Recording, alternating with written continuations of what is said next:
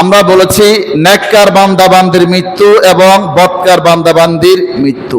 এটা বলতে বোঝাচ্ছে শুধুমাত্র মৃত্যুকালীন অবস্থা।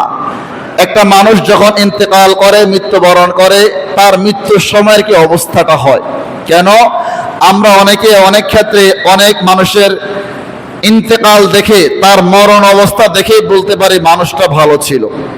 যেমন ধরুন, কোন একটা মানুষ সিজদা অবস্থায় মারা গিয়েছে, কোন একটা মানুষ মসজিদে এসেছে নামাজ পড়তে, নামাজ পড়ে আর ঘরে যাইতে পারে নাই, নামাজত অবস্থায় ইন্তেকাল করেছে।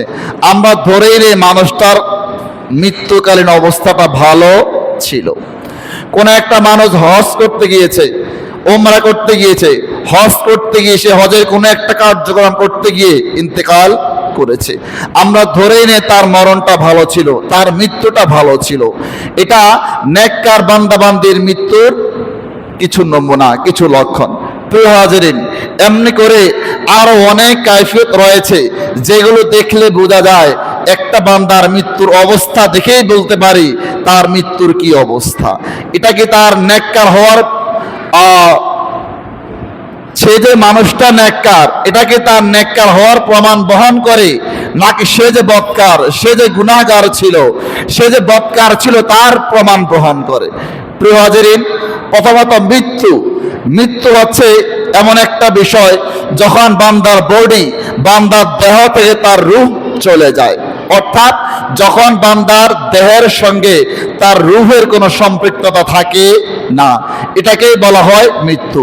যখন কোন বান্দাবান্দি মৃত্যুবরণ করে, ইন্তেকাল করে, মৃত্যুর কোলে ঢলে পড়ে, আমরা কি বলি? ইন্না লিল্লাহি ওয়া ইন্না ইলাইহি রাজিউন। কেন বলছি ইন্না লিল্লাহি? নিশ্চয়ই আমরা কার জন্য? আল্লাহর জন্য। আমরা কার জন্য? কথা বলতে হবে। আমরা যখন কেউ মৃত্যুবরণ করে পড়ছি না ইন্না লিল্লাহি, আমরা কার জন্য? ইন্না লিল্লাহি ওয়া ইন্না ইলাইহি রাজিউন। নিশ্চয়ই আমরা আল্লাহর জন্য এবং আমাদের প্রত্যাবর্তন, আমাদের ফিরে যাইতে হবে মহান রবের কাছে। এটা আমরা সকলে পড়ি দোয়ার মতো করে, কিন্তু আমরা কি কখনো এটার অর্থটা একবার চিন্তা করেছি? আদৌ চিন্তা করেছি? যখন কেউ ইন্তেকাল করলো, আমার কানে সংবাদ আসলো, দুঃসংবাদ আসলো, মৃত্যু সংবাদ আমি শুনলাম, আমি পড়লাম নিশ্চয়ই মৃত্যু। ইন্না লিল্লাহ ইন্না লিল্লাহ। নিশ্চয়ই আমরা আল্লাহর জন্য, আমাদের প্রত্যাবর্তন স্থল মালিকের কাছে। ওয়া ইন্না ইলাইহি রাজিউন। আবারও বলছি, আমরা আল্লাহর কাছেই ফেরত যাইতে হবে, আমরা আল্লাহর কাছেই ফেরত যাইতে হবে। প্রিয় হাজিরিন, তাহলে বলছিলাম মৃত্যু হচ্ছে বান্দাবান্দির দেহ থেকে তার রূহ আলাদা হয়ে যাওয়া। যখন কোন বান্দাবান্দির দেহের মধ্যে রূহ থাকে না, তার এই বডির, তার এই দেহের কোনো দাম মূল্য থাকে না। যখন নেককার বান্দার মৃত্যু হয়, রাসূল পাক বললেন, যখন কোনো নেককার বান্দাবান্দি ইন্তেকাল করে, যখন কোনো নেককার বান্দাবান্দি মৃত্যুবরণ করে, তখন আল্লাহ ফেরেশতাগুলো ওই বান্দার শিয়রে চলে আসে, ওই বান্দাকে আহলান সাহলান জানায়, স্বাগতম জানায়, এবং ওই বান্দাকে আল্লাহর পক্ষ থেকে সুসংবাদ দেয়। জোরে বলুন সুবহানাল্লাহ। কিসের সুসংবাদ দেয়? ওই রহমতের ফেরেশতাগুলো ওই বান্দাকে সুসংবাদ দেয়, ও আল্লাহর বান্দা, ও আল্লাহর বান্দি, আল্লাহ পাক তোমার উপর রাজি হয়ে গিয়েছে। ও আল্লাহর বান্দা, আল্লাহ পাক তোমার উপর সন্তুষ্ট, অতএব তোমার ভিতর যে আত্মা রয়েছে, এই আত্মাকে আহ্বান করছি, এটা যেন সন্তুষ্ট চিত্তে প্রশান্তি ভাবে বের হয়ে আসে। আল্লাহ কোরআন সাক্ষ্য দিচ্ছে, কোরআনে পাক বলছে, যখন কোন বান্দা ইন্তেকাল করে, যখন কোন নেককার মৃত্যুবরণ করে, তখন আল্লাহ ফেরেশতাগুলো তাদেরকে ডাকবে, ইয়া আইয়াতুহান নাফসুল মুতমাইন্না, ইয়া আইয়াতুহান নাফসুল মুতমাইন্না, হে মুতমাইন্না নফস, অর্থাৎ হে প্রশান্ত আত্মা, হে প্রশান্ত আত্মা, ইরজিই ইলা রাব্বিকি রাদিয়াতাম মারদিয়া, তুমি তোমার প্রভুর কাছে সন্তুষ্ট চিত্তে, তুমি তোমার রবের কাছে সন্তুষ্ট ভাবে ফেরত আসো। ইরজিই ইলা রাব্বিক, তুমি তোমার রবের দরবারে ফেরত আসো। কিভাবে? ইরজিই ইলা রাব্বিকা রাদিয়াতাম মারদিয়া, এমন অবস্থায় আল্লাহ তোমার উপর রাজি আছে। ও আত্মা, তুমি তোমার মাবুদের কাছে এমন ভাবে ফেরত আসো, আল্লাহ তোমার উপর খুশি হয়ে গিয়েছেন। আল্লাহ পাক অতঃপর কি বলবেন, ফাদখুলি ফি ইবাদি, ও বান্দা ও বান্দি, তুমি আমার যে বান্দারা রয়েছে, আমার যে বান্দিরা রয়েছে, ফাদখুলি ফি ইবাদি, তুমি তাদের দলভুক্ত হও, ওয়াদখুলি জান্নাতি, এবং আমার জান্নাতের মধ্যে প্রবেশ করো। জোরে বলুন সুবহানাল্লাহ। এটা যখন কোন নেককার বান্দা বান্দির মৃত্যু হয়, তখন আল্লাহ ফেরেশতাগুলো তাদেরকে ডেকে বলবে, ও প্রশান্ত আত্মা, ও সেই আত্মা, পবিত্র আত্মা, পবিত্র দেহের আত্মা, তুমি বের হয়ে আসো, প্রশান্ত ভাবে বের হয়ে আসো। যখন ফেরেশতারা এটা বলে, ওই বান্দার রূহকে আহ্বান করে, তখন তার রূহ বের হয়ে আসে, তার আত্মা বের হয়ে আসে। কেন? কারণ মুমিন ব্যক্তি সে পছন্দ করবে কখন তার ইন্তেকাল হবে আর সে তার রবের সাক্ষাতে চলে যাবে। এই কারণেই রাসূল পাক আরেক হাদিসে পাকের মধ্যে বলেছেন, আল্লাহ তাআলা মুমিন ব্যক্তির মৃত্যুকে পছন্দ করে, আল্লাহ তাআলা মুমিন ব্যক্তির সাক্ষাৎকে পছন্দ করে, মুমিন ব্যক্তিও আল্লাহ তাআলা সাক্ষাৎকে পছন্দ করে। পক্ষান্তরে বৎকার যে বান্দা বান্দি, সে আল্লাহ সাক্ষাৎকে পছন্দ করে না, আল্লাহ তার সাক্ষাৎকে পছন্দ করে না। আম্মা আয়েশা সিদ্দিকা রাদিয়াল্লাহু তাআলা আনহা তিনি ইরশাদ করলেন, ইয়া রাসূলুল্লাহ সাল্লাল্লাহু আলাইহি সাল্লাম, যখন এই হাদিসে পাক আল্লাহ রাসূল বলছেন, ও আল্লাহর নবী, আমরা তো মৃত্যুকে পছন্দ করি না, তখন রাসূল পাক বললেন, বিষয়টা এমন নয়, বিষয়টা হলো যখন কোন নেককার বান্দার কাছে মৃত্যু উপস্থিত হয়, যখন কোন নেককার বান্দা বান্দির কাছে মৃত্যু উপস্থিত হয়, তখন আল্লাহর রহমতের ফেরেশতাগুলো তার শিহরে চলে আসে, তাকে সান্ত্বনা দেয়, তোমার ভয় নাই, তোমার ভয় নাই, মৃত্যু তোমার জন্য তোমার রবের সঙ্গে দিদার করার একটা মাধ্যম।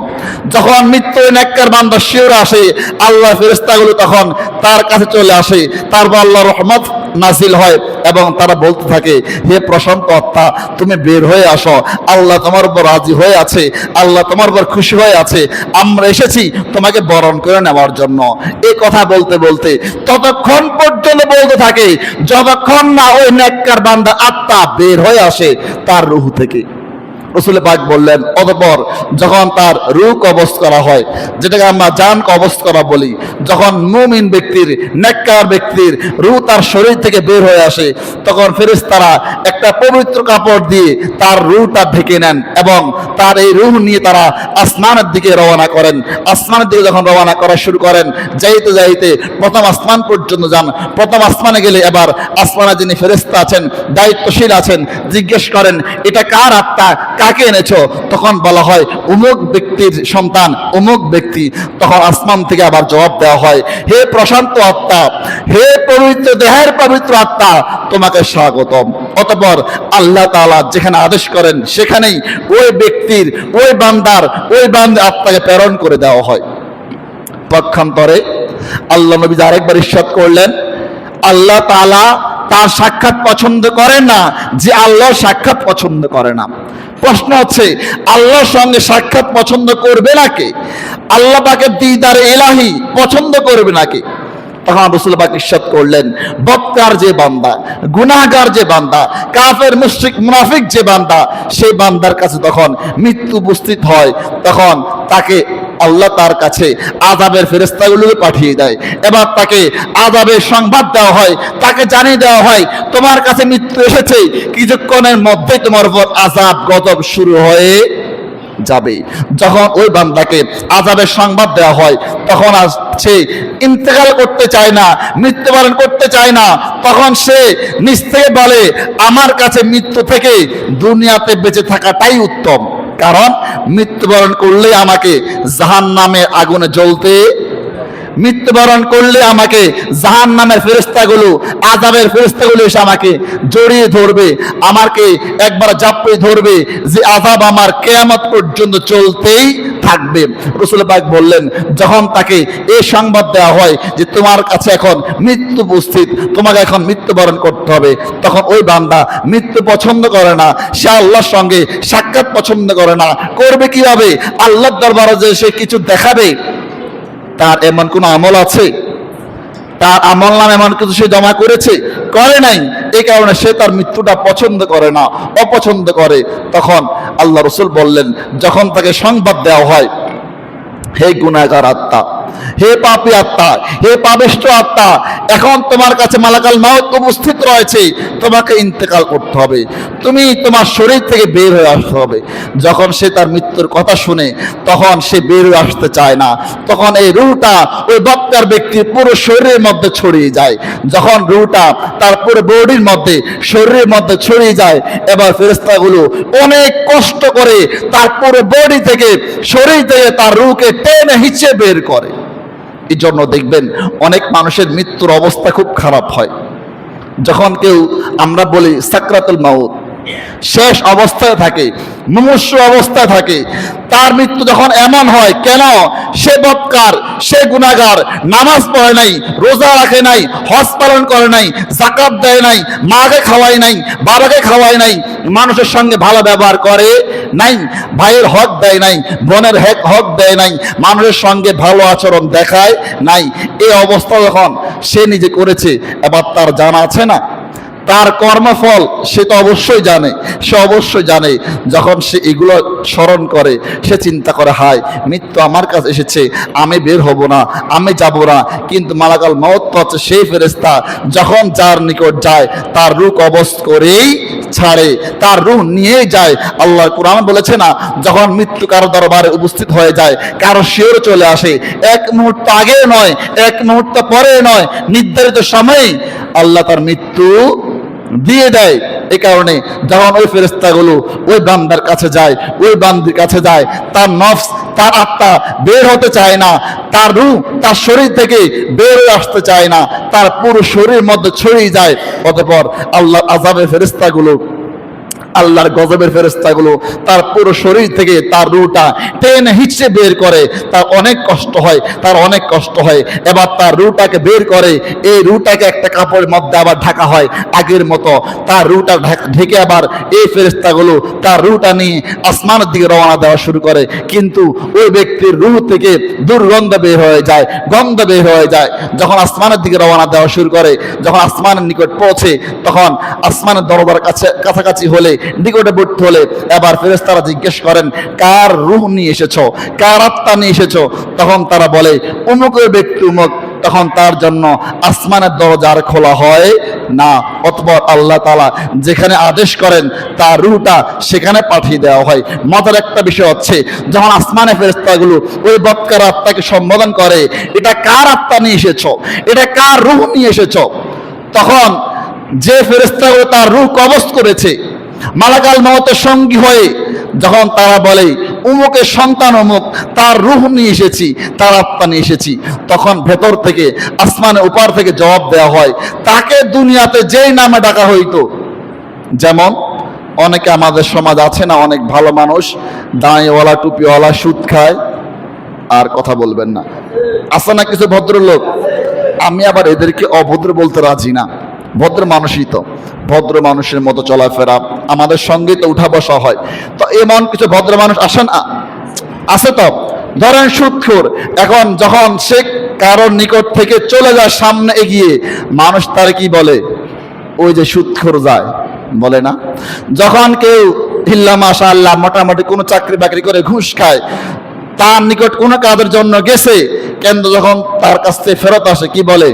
একটা ঘুষখোর, একটা, বলে না? যখন কারো হক মেরে দেয়, ভাইয়ের হক মেরে দেয়, বোনের হক মেরে দেয়, কি বলে? একটা জালেম, একটা জুলুমকারী, প্রতারক, একটা অত্যাচারী। সে তার ভাইয়ের হকটা দেয় না, সে তার বোনের হকটা দেয় না, বলে না এভাবে আমরা? এখন রাসূল পাক বললেন, যখন ওই খারাপ ব্যক্তির আত্মাকে আসমানে উঠানো হয়, তার আত্মাকে উপর উঠার আর অনুমতি দেওয়া হয় না, এবং ভিতর থেকে দুনিয়াতে তাকে মানুষ যেই নামে ডাকতো, সুদখোর, ঘুষখোর, অত্যাচারী, জিনাকারী, ভাইয়ের হক মেরে দেওয়ালা, বোনের হক মারনেওয়ালা, তখন তাকে দুনিয়ার সেই নাম ধরে ডাকা হয়। প্রিয় হাজিরিন, তাহলে মৃত্যুর যদি আমাদের এই অবস্থা হয়, কাল হাসরের মাঠে আমাদের অবস্থা কি হবে? এবং রাসূল আরো বললেন, বৎকার যে বান্দা, বৎকার যে বান্দি, তাদের মৃত্যুর যে অবস্থা হবে, মৃত্যুর সময়ই তাদেরকে আযাবের ফেরেশতাগুলো তাদের মুখের মধ্যে প্রহার করবে, তাদের পিছন দিক থেকে প্রহার করবে, প্রহার করতে করতে তাদের রূহ কবজ করবে, তাদের জানটা কবজ করবে। যখন কবর রেখে দিয়ে আসবে, আমরা তো জানি যখন 40 কদম সামনে চলে আসবো, তারপর থেকেই তার হিসাব নিকাশ শুরু হবে, তার কবরে জিন্দগি শুরু হবে। কিন্তু এই যে একটা জিন্দগি সে পাবে, এটা সে কেমন জিন্দগি পাবে? আমরা শুনেছি অনেক আলোচনায়, জান্নাতের বর্ণনা শুনেছি, আমরা জাহান্নামের বর্ণনা শুনেছি। এখন যে মানুষটার মৃত্যুর এই অবস্থা, যার মৃত্যুটা বৎকারের মতো মৃত্যু হয়, তার কবরে কি অবস্থা হবে এটা আমাদের সকলেরই জানা। সে কারণে প্রিয় হাজরিন, এমন কিছু অবশ্যই করে যাব যেন আমার মৃত্যুটা নেককারের মতো মৃত্যু হয়, আমার মৃত্যুটা যেন ভালো মানুষের মৃত্যু হয়, আমার মৃত্যুর সময় যেন আল্লাহর রহমতে ফেরেশতাগুলো আমার শিওরে পাঠিয়ে দেয়। যখন আমার মৃত্যু হবে, আল্লাহর রহমতে ফেরেশতাগুলো যখন আমার শিওরে আসে, আর যেন আমার আত্মাকে ডাকে, ও প্রশান্ত আত্মা। আল্লাহর কোরআন যেভাবে ইরশাদ করেছে, ইয়া আইয়াতুহান নাফসুল মুতমাইন্না ইরজিই ইলা রাব্বিকি রাদিয়াতাম মারদিয়া। ও প্রশান্ত আত্মা, ও প্রশান্ত আত্মা, বের হয়ে আসো, তোমার রব তোমার উপর রাজি আছে, তোমার রব তোমার উপর খুশি হয়ে আছে, তুমি আসো, তোমাকে তোমার রবের দরবারে আবার ফেরত নেওয়ার জন্য এসেছি। এবং মানুষগুলো যখন আমার জানাজায় দাঁড়াবে, তারা যেন বলে এই মানুষটা ভালো ছিল, মানুষটা থেকে আমরা উপকার পেয়েছি, তার কথা ভালো ছিল, তার ব্যবহার ভালো ছিল, তার দ্বারা কেউ কখনো প্রতারিত হয় নাই, তার দ্বারা কেউ কখনো জুলুমের শিকার হয় নাই, সে একজন ভালো মানুষ ছিল, সে একজন ভালো মানুষ ছিল। অতএব তাকে আমরা আজকে এই বিদায় বেলা অবশ্যই ভালো বলে সার্টিফাই করা দরকার। প্রিয় হাজরিন, এই কারণে বলবো, যখন আমাদের মৃত্যুর অবস্থা হবে, যখন আমাদের শেষ বিদায় দেওয়ার জন্য আমাদের সামনে আমাদের খাটিয়ে আনা হবে, তখন যেন আমাদেরকে মানুষ ভালো বলে সার্টিফাই করে। কারণ আল্লাহ রসুল বললেন, যখন কোন বান্দার জানাজা উপস্থিত হয়, কি হয়? যখন কোন বান্দার জানাজা উপস্থিত হয়, ওই মাইয়েতার খাট তার সামনে নিয়ে আসা হয়, মানুষের সামনে নিয়ে আসা হয়। কেন? তার জানাজা পড়া হবে, তাকে শেষ বিদায় দেওয়া হবে, তার শেষ গোসল দেওয়া হয়েছে, তার জন্য শেষ নামাজ পড়া হবে, জানাজা পড়া হবে। যদি মানুষ তার এই জানাজা এসে তাকে ভালো বলে সাক্ষ্য দেয়, ওই বান্দাকে, ওই বান্দিকে আল্লাহ তার দরবারে ভালো বান্দা বলে হিসাব করে নেয়। যখন কোন বান্দা বান্দির জানাজা এসে শেষ বিদায় এসে মানুষ তাকে খারাপ বলে, সুদখোর বলবে, ঘুষখোর বলবে, প্রতারক বলবে, জিনাখোর বলবে, ঠকানেওয়ালা বলবে, ভালো মানুষ বলবে না, খারাপ মানুষ বলবে, তখন আল্লাহ ওই বান্দাকে খারাপ মানুষ বলে তার দরবারে নাম লিখাইয়া দেয়। এই কারণে বলবো, আমাদের দুনিয়াতে এমনভাবে জীবনটাকে গড়া উচিত, আমাদের চরিত্র, আমাদের আদর্শ এমনভাবে গঠন করা উচিত যেন আমাদের বিদায় বেলা, আমাদের মরণের বেলা মানুষ আমাদেরকে ভালো বলে আল্লাহর দরবারে সার্টিফাই করে। এবং আমাদের মৃত্যুটা যেন সেই মৃত্যু হয়, আমাদের মৃত্যুটা যেন সেই মৃত্যু হয় যে মৃত্যুর বিষয়ে আল্লাহর কোরআনে পাক বলেছে, ইয়া আইয়াতুহান নাফসুল মুতমাইন্না ইরজিই ইলা রাব্বিকি রাদিয়াতাম মারদিয়া। যেন আমরা সেভাবে ইন্তেকাল করতে পারি, মৃত্যুবরণ করতে পারি, যেভাবে মৃত্যুবরণ করলে আমাদের রূহগুলোকে, আত্মাগুলোকে আল্লাহ তার পছন্দের জায়গায় ডেকে নিয়ে যাবে। আমরা ইন্তেকাল করলে, মৃত্যুবরণ করলে আল্লাহ তার সান্নিধ্যে দিদার দেওয়ার জন্য আমাদের উপর সন্তুষ্ট হবেন, রাজি হবেন, খুশি হবেন, এবং রাজি খুশি হয়ে আল্লাহ আমাদের রূহগুলোকে আল্লাহ সেই পছন্দের জায়গায় পাঠিয়ে দিবেন।